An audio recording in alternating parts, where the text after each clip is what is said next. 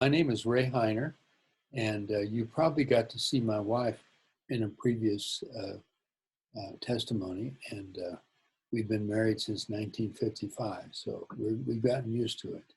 I'm honored and grateful to be able to give my statement about my faith and to be a member of this congregation. I think Christ is present here. And I've been around enough to know that there are some places where that is not true. I think I'd like to first talk a little bit about some of the people who have been really important to me.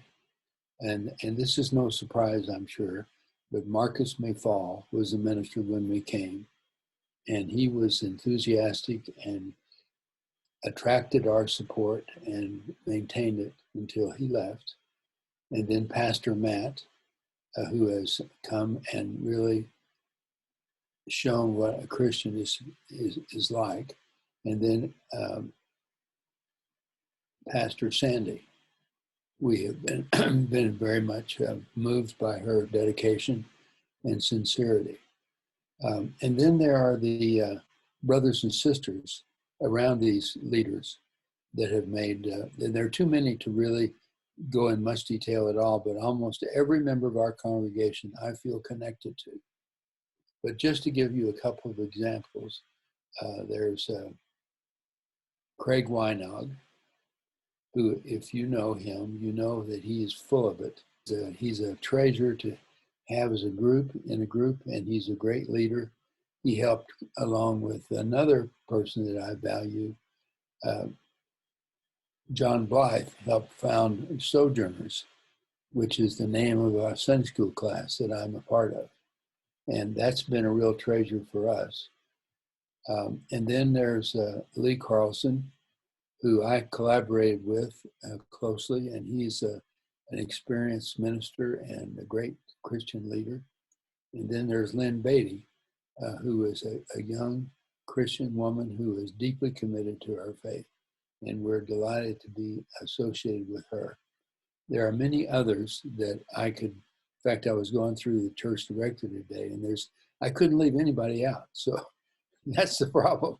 There are so many people whose faith I value and admire that you can't really pick one over the other. But these are the ones that we had the most direct relationships with. And I just wanted to put my name down and say, these people are wonderful and they make for a wonderful congregation. My personal faith history. It overlaps a little bit with my wife's, Laverne's, in that she got a 3-year head start on me. She was born before I was. But we were born within about a mile of each other in 2 farmhouses. And it was in the Depression and Dust Bowl. She was born in 1934 and I was born in what?